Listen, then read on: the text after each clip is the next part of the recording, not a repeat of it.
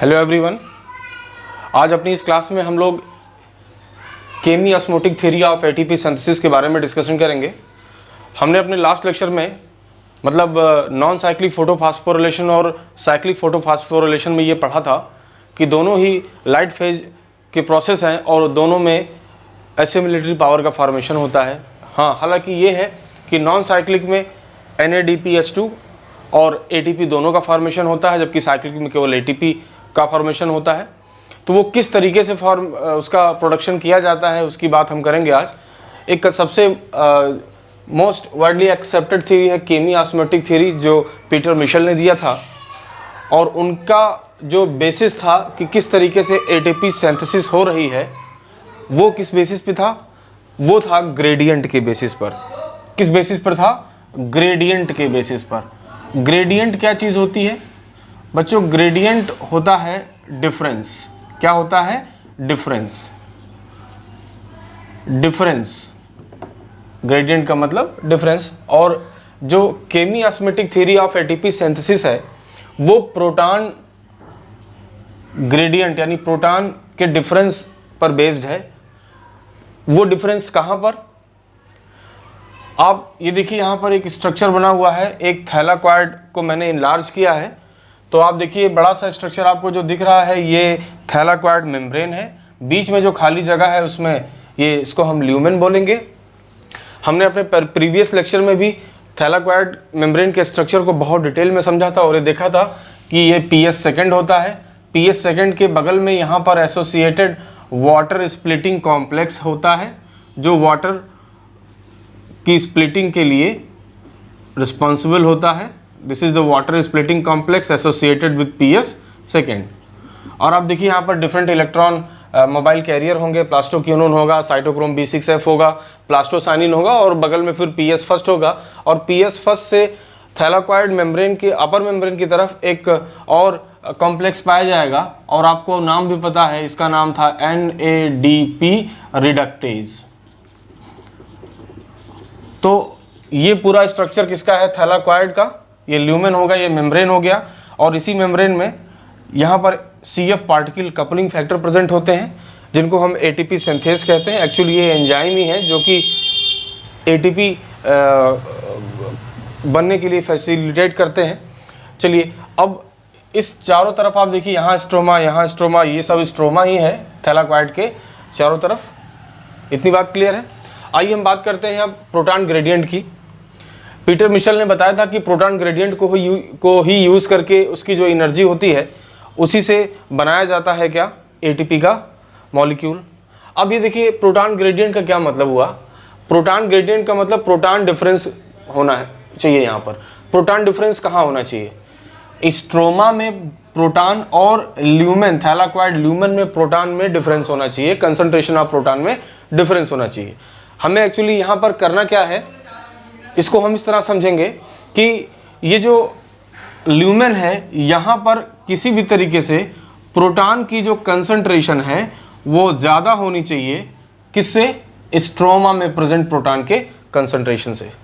इतनी बात क्लियर है? मैंने क्या कहा कि इस थ्योरी में जो प्राइम ऑब्जेक्टिव है वो ये है कि ATP बनाना। और ATP कब बनेगा? जब प्रोटॉन की कंसंट्रेशन ल्यूमेन में स्ट्रोमा के कंपैरेटिवली काफ़ी ज़्यादा हो जाएगी। इतनी बात क्लियर है? मैं दोबारा रिपीट करता हूँ, ल्यूमेन में प्रोटॉन की कंसंट्रेशन हमको बढ़ाना है, स्ट्रोमा में प्रोटॉन की कंसंट्रेशन कम करना है। अब वो कैसे होता है वो आइए समझते हैं। अब देखिए, जैसे ही PS सेकेंड में के ऊपर ये लाइट, सनलाइट पड़ेगी तो आपने पढ़ा है कि PS सेकेंड का रिएक्शन सेंटर एक्साइटेड होगा, वो इलेक्ट्रॉन को रिलीज करेगा। चलिए, ये इलेक्ट्रॉन को इसने रिलीज कर दिया। मैं यहाँ पर ये इलेक्ट्रॉन को इसने रिलीज कर दिया।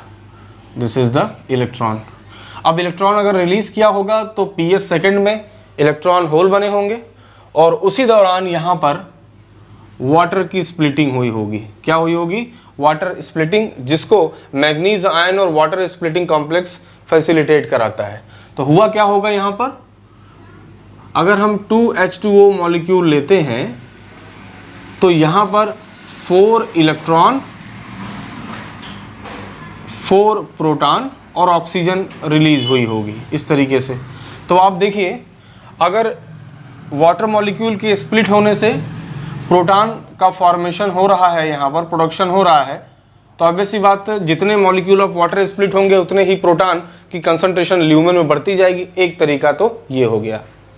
हाँ, ये आप जानते हो कि इस होल को यहाँ वाला इलेक्ट्रॉन फिल कर देगा। ये सब हमने बहुत डिटेल में फोटोफॉस्फोरिलेशन में पढ़ रखा है। ओके, तो अब यहाँ से ये जो इलेक्ट्रॉन है ना बच्चों, ये रिसीव करता है कौन? प्लास्टोक्विनोन। कौन रिसीव करता है? प्लास्टोक्विनोन।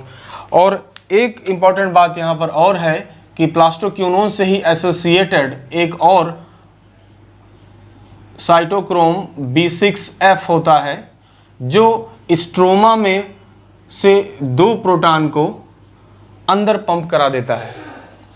बात समझते रहिएगा। PS सेकेंड ऑपरेट होने के नाते हुआ क्या? वाटर स्प्लिटिंग हुई। वाटर स्प्लिटिंग से 4 प्रोटॉन यहाँ पर आ गए। तो स्ट्रोमा के कंपेरेटिवली अब अगर यहाँ पर फोटोलिसिस ऑफ वाटर होती रहेगी तो प्रोटॉन की कंसंट्रेशन ल्यूमेन में बढ़ेगी ना, और यहाँ से निकला हुआ इलेक्ट्रॉन PS सेकेंड से रिसीव होगा PQ, दैट इज प्लास्टोक्विनोन। और इसी दौरान साइटोक्रोम ने क्या किया? 2 प्रोटॉन को भी अंदर पंप करा लिया। कहाँ से? स्ट्रोमा से। ये यहाँ पर क्या है बच्चों? ये स्ट्रोमा है। ठीक है, स्ट्रोमा से 2 प्रोटॉन को साइटोक्रोम B6 से होता हुआ अंदर हो गया प्रोटॉन। अब आप देखिए, यहाँ पर 2 प्रोटॉन 2 इलेक्ट्रॉन और यहाँ पर 2 प्रोटॉन। इतनी बात क्लियर है? तो PQ 2 इलेक्ट्रॉन और 2 प्रोटॉन को रिसीव करके किस में कन्वर्ट हो जाएगा बच्चों? PQH2 में। किस में कन्वर्ट हो गया? PQH2 में। फिर उसके बाद क्या होगा? PQH2 2 प्रोटॉन को रिलीज करा देगा ल्यूमेन में और 2 इलेक्ट्रॉन को रिलीज करा देगा, जो साइटोक्रोम B6F से होता हुआ कहाँ पहुंच जाएगा? प्लास्टोसाइनिन में। ओके, और जो यहाँ पर आप देखिए, अगर प्लास्टोक्विनोन ने 2 इलेक्ट्रॉन रिसीव करके 2 प्रोटॉन रिसीव करके अपने आप को PQH2 में कन्वर्ट किया था, और अगर यही PQH2 2 इलेक्ट्रॉन रिलीज कर दे, 2 प्रोटॉन रिलीज कर दे, तो ऑब्वियस सी बात है ये दोबारा किस में कन्वर्ट हो जाएगा? प्लास्टोक्विनोन में। इतनी बात क्लियर है? अब आप देखिए, दूसरे तरीके से भी 2 प्रोटॉन और कहाँ आ गए? ल्यूमेन के अंदर। एक तो फोटोलिसिस ऑफ वाटर के थ्रू प्रोटॉन आए थे, और एक कहाँ से आए? PQH2 जब प्लास्टोक्विनोन में कन्वर्ट हो रहा था तो उसके नाते 2 प्रोटॉन यहाँ पर ल्यूमेन में आ गए। हालांकि कई सारी बुक्स में डायरेक्टली लिखा हुआ है कि जब इलेक्ट्रॉन मूव करता है, ट्रेवल करता है, इलेक्ट्रॉन ट्रांसपोर्ट हो रहा होता है, उस दौरान स्ट्रोमा से 2 प्रोटॉन को अंदर ले लिया जाता है बाय साइटोक्रोम B6F। लेकिन बेसिक बात यह है कि प्लास्टोक्विनोन और साइटोक्रोम B6F दोनों एसोसिएटेड इलेक्ट्रॉन कैरियर हैं।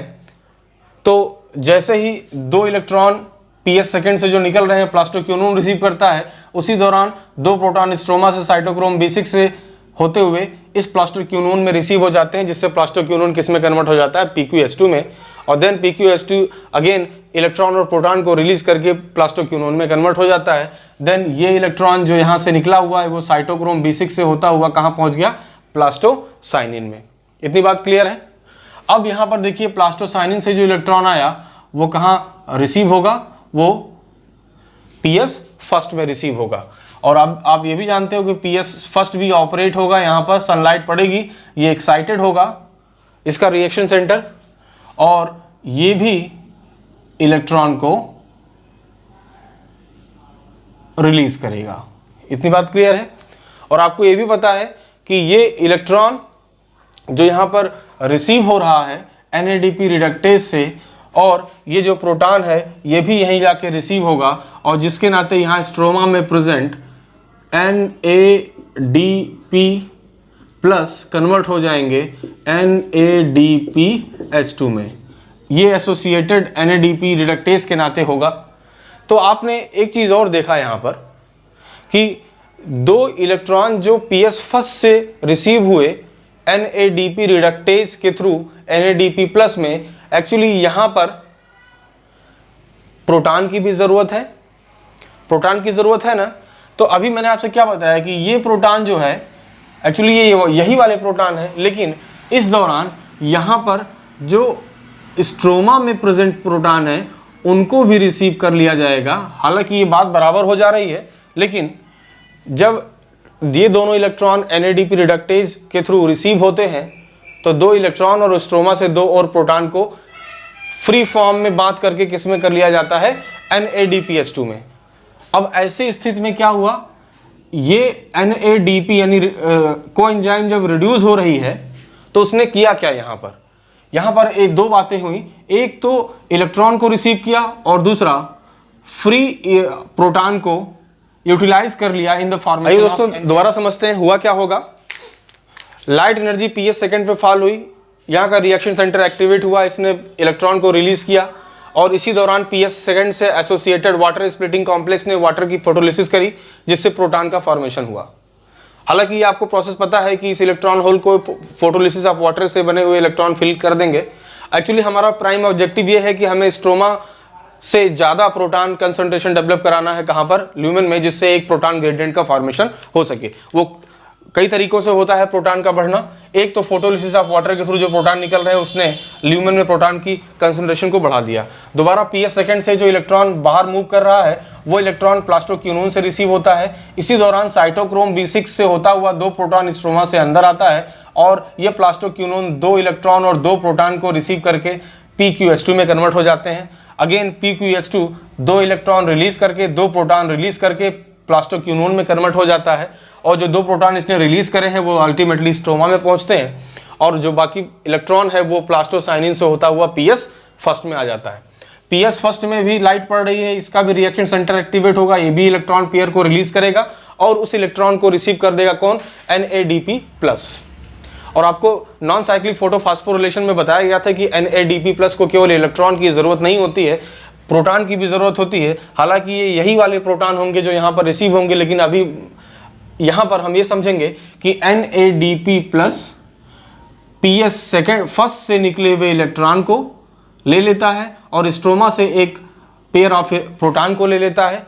अगर पेयर ऑफ प्रोटॉन को इसने ले लिया, इलेक्ट्रॉन को ले लिया और बना दिया NADPH2, तो व्हाट विल हैपन, हुआ क्या यहाँ पर ये हुआ कि इस प्रोसेस के नाते स्ट्रोमा में फ्री प्रोटॉन की कंसंट्रेशन अब कम हो गई। कम हुई कि नहीं भाई, ये 2 प्रोटॉन को रिसीव करा लिया गया तो फिर स्ट्रोमा में प्रोटॉन की कंसंट्रेशन कम हुई कि नहीं, फ्री प्रोटॉन की। तो फिर अगर यहां पर कम हो रही तो ऑटोमेटिकली यहां पर बढ़ेगी। इतनी बात क्लियर है। तो इस तरह से प्रोसेस होता रहेगा और आप एक समय में देखोगे कि यहां पर प्रोटॉन ग्रेडियंट का फॉर्मेशन हो जाएगा। कहां पर, ल्यूमेन और स्ट्रोमा में प्रोटॉन ग्रेडियंट का फॉर्मेशन हो जाएगा और एक समय ऐसा आएगा कि आपको लगेगा कि स्ट्रोमा में प्रोटॉन की कंसंट्रेशन कम है जबकि ल्यूमेन में प्रोटॉन की कंसंट्रेशन ज्यादा है। ये बात समझ में आ रही है। आपने देखा ना यहाँ पर 3 तरीकों से प्रोटॉन की कंसंट्रेशन को बढ़ाया गया ल्यूमेन में। एक तो फोटोलिसिस ऑफ वाटर के थ्रू, और दूसरा कब हुआ, जब PQH2 प्लास्टोक्यूनोन में कन्वर्ट हो रहा है तब प्रोटॉन आ रहा है। और तीसरा तरीका क्या था कि जब NADPH2 का फॉर्मेशन हो रहा था तो स्ट्रोमा से 2 फ्री प्रोटॉन को यूटिलाइज कर लिया गया। तो कुल मिला के तीनों स्टेप से हो क्या रहा है, स्ट्रोमा में प्रोटॉन की कंसंट्रेशन कम हो रही है जबकि ल्यूमेन में बढ़ रही है। अब आप देखिए इस पूरी यूनिवर्स का ये रूल है कि डिफरेंस को मिनिमाइज किया जाता है। जो चीजें जहां पर ज्यादा होती हैं वो ऑब्वियसली कम की तरफ मूव करती हैं। सिमिलरली यहां पर ऐसा होगा कि आप देखिए यहां पर प्रोटॉन की कंसंट्रेशन ज्यादा है, स्ट्रोमा में कम हो गई है। तो इस डिफरेंस, इस प्रोटॉन ग्रेडियंट को मिनिमाइज करने के लिए higher concentration of proton move करेंगे to lower concentration of proton region. और कब तक ये मूवमेंट होगा, जब तक वहां पर कंसंट्रेशन बराबर न हो जाए। तो इस तरीके से जब ये ल्यूमेन में प्रोटॉन की कंसंट्रेशन ज्यादा हो जाएगी तो यहां से ये प्रोटॉन इस तरीके से मूव करेगा through ATP synthase and CF particle. दरअसल ATP सिंथेज का नाम से ही क्लियर हो रहा है कि ये एक्चुअली करता क्या होगा, ये एडिनोसिन डाइफॉस्फेट को और इनऑर्गेनिक फास्फेट को बाइंड करा करके क्या बनाता होगा, एटीपी। और आपको पता है कि एटीपी में एक नए फॉस्फेट बॉन्ड का फॉर्मेशन होता है जो कि एंडोथर्मिक रिएक्शन है, उसके लिए एनर्जी इनपुट चाहिए। तो जब ये प्रोटॉन मूव कर रहा होता है from higher concentration to lower concentration, तो एनर्जी रिलीज करेगा। प्रोटॉन ग्रेडियंट जब मिनिमाइज होगा तो एनर्जी रिलीज होगी, क्योंकि जब भी मॉलिक्यूल अपने हायर एनर्जी स्टेट से लोअर एनर्जी स्टेट की तरफ मूव करते हैं तो एनर्जी रिलीज करते हैं। और यहाँ पर भी यही होगा, ल्यूमेन से जब प्रोटॉन एटीपी सिंथेसिस से होते हुए स्ट्रोमा में आएंगे तो एनर्जी रिलीज करेंगे, और इसी एनर्जी को यहाँ पर यूटिलाइज करके एडीपी और इनऑर्गेनिक फास्फेट के थ्रू एटीपी का फॉर्मेशन कर लिया जाएगा। तो ये हो गया एटीपी फॉर्मेशन। आपको यहां पर क्या समझना था, प्रोटॉन ग्रेडियंट। मैंने आपसे क्या बताया था अभी, इस पूरे कंसेप्ट को समझने के पहले आप इतने बात जरूर ध्यान में रखिएगा कि हमें अल्टीमेटली करना क्या है। हमें स्ट्रोमा के कंपैरेटिवली ल्यूमेन, थैलाक्वाइड ल्यूमेन में प्रोटॉन की कंसंट्रेशन को ज्यादा करना है, जिससे स्ट्रोमा और ल्यूमेन के अंदर, मतलब इस मेम्ब्रेन के दोनों तरफ एक प्रोटॉन ग्रेडियंट का फॉर्मेशन हो जाए। और जब प्रोटॉन ग्रेडियंट ज्यादा हो जाएगा तो उस डिफरेंस को मिनिमाइज करने के लिए ल्यूमेन से बाहर निकलेंगे कौन, प्रोटॉन, और उस एनर्जी को रिलीज करेंगे, और उसी एनर्जी को यूज करके एडीपी और इनऑर्गेनिक फास्फेट मिलकर एटीपी का फॉर्मेशन कर देंगे। एक बार जल्दी मैं फिर से बताता हूं, केमियोस्मोटिक थ्योरी ऑफ एटीपी सिंथेसिस में क्या होगा, जब पीएस सेकंड पे लाइट पड़ेगी तो इसका रिएक्शन सेंटर एक्टिवेट होगा, साथ साथ फोटोलिसिस ऑफ वाटर होगी। फोटोलिसिस ऑफ वाटर के थ्रू प्रोटॉन बन रहे हैं और वो ल्यूमेन में आ रहे हैं। पीएस सेकंड से निकला हुआ इलेक्ट्रॉन प्लास्टोक्यूनोन में रिसीव होगा, और इसी दौरान साइटोक्रोम B6 से होता हुआ 2 प्रोटॉन अंदर ले लिया जाएगा स्ट्रोमा से, और 2 इलेक्ट्रॉन और 2 प्रोटॉन को रिसीव करके प्लास्टोक्यूनोन बन जाएंगे PQH2। अगेन PQH2 2 इलेक्ट्रॉन को रिलीज करेंगे, 2 प्रोटॉन को रिलीज करेंगे, अगेन कन्वर्ट हो जाएंगे प्लास्टोक्यूनोन में। और जो इस प्रोसेस के दौरान जो इलेक्ट्रॉन निकल रहा है वो भी स्ट्रोमा में आ रहा है। 2 तरीके से आपने देखा स्ट्रोमा में, ल्यूमेन में आ रहा है, और 2 तरीके से आपने देखा कि ल्यूमेन में प्रोटॉन की कंसंट्रेशन बढ़ रही है। जैसे ये प्लास्टोसाइनिन से होता हुआ इलेक्ट्रॉन पीएस सेकंड में फर्स्ट में पहुंचता है तो ये रिसीव कर लिया जाता है by NADP+ under the influence of NADP reductase, और इस दौरान 2 फ्री प्रोटॉन को स्ट्रोमा से भी लाया जाता है, और 2 इलेक्ट्रॉन और 2 प्रोटॉन को यूज करके NADP+ क्या बना लेता है, NADPH2। तो 3 तरीकों से आपने देखा कि स्ट्रोमा से ज्यादा ल्यूमेन में प्रोटॉन बन रहा है और एक प्रोटॉन ग्रेडियंट डेवलप हो रहा है। इस प्रोटॉन ग्रेडियंट को मिनिमाइज करने के लिए एटीपी सिंथेसिस से होता हुआ ये प्रोटॉन बाहर आएगा, स्ट्रोमा में आएगा, और इस दौरान जो एनर्जी रिलीज होगी वही यूटिलाइज कर ली जाएगी एडीपी और इनऑर्गेनिक फास्फेट को यूटिलाइज करके कंबाइन करा के एटीपी बनाने में। तो आई थिंक आपको ये बात मेरी समझ में आई होगी। एक बार वीडियो दोबारा देखिएगा। आई होप ये वीडियो आपको समझ में आया होगा। अगर कोई भी डाउट हो तो आप मुझे कमेंट बॉक्स में पूछ सकते हैं। आज के लिए इतना ही। Thank you.